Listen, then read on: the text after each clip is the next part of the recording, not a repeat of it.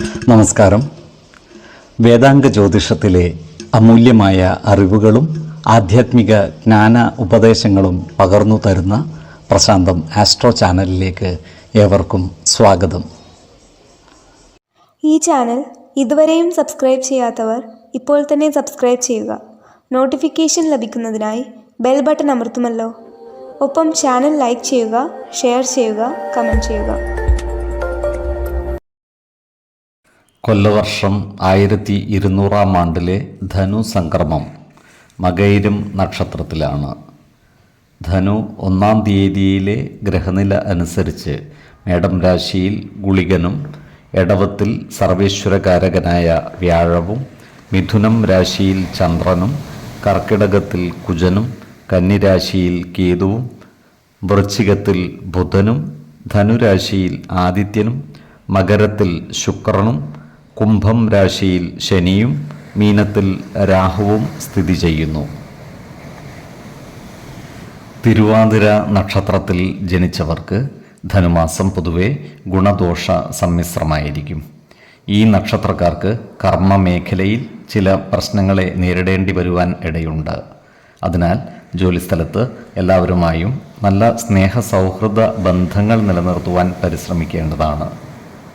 ഏറ്റെടുക്കുന്ന പ്രവൃത്തികൾ സത്യസന്ധതയോടെയും കൃത്യനിഷ്ഠതയോടെയും ചെയ്തു പൂർത്തീകരിക്കുവാൻ പരിശ്രമിക്കേണ്ടതുമാണ്.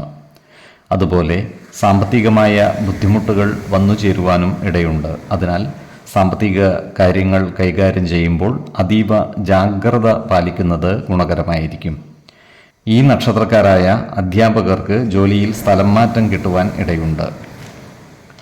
ഈ നക്ഷത്രക്കാർക്ക് യാത്രാക്ലേശം നേരിടുവാനുള്ള സാധ്യതകളും കാണുന്നുണ്ട്. ഉദ്യോഗാർത്ഥികൾക്കും മറ്റു തൊഴിൽ അന്വേഷകർക്കും പുതിയ ജോലിയിൽ പ്രവേശിക്കുവാൻ അവസരം ലഭിക്കുന്നതാണ്. വിദ്യാർത്ഥികളും മറ്റു പഠിതാക്കളും പഠനകാര്യങ്ങളിൽ കൂടുതൽ ശ്രദ്ധ പുലർത്തേണ്ടതുമാണ്. ഇവർക്ക് പഠന പുരോഗതി ഉണ്ടാകുന്നതാണ്. ആരോഗ്യകാര്യങ്ങളിൽ ഈ നക്ഷത്രക്കാർ ഒരു പ്രത്യേക ശ്രദ്ധ പുലർത്തുന്നത് ഗുണകരമായിരിക്കും.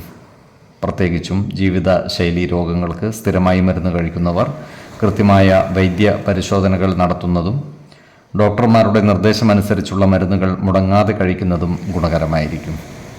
4, 14, 28 തീയതികൾ അനുകൂലമാണ്.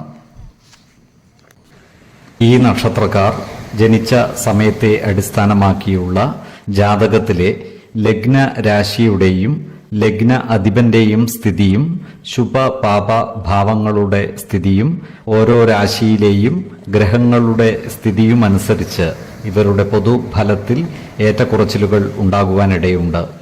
കുടുംബ ദേവതകളെയും ഇഷ്ടദേവതകളെയും ഉപാസിക്കുന്നത് ഇവർക്ക് ആയുരാരോഗ്യ സൗഖ്യമേകും.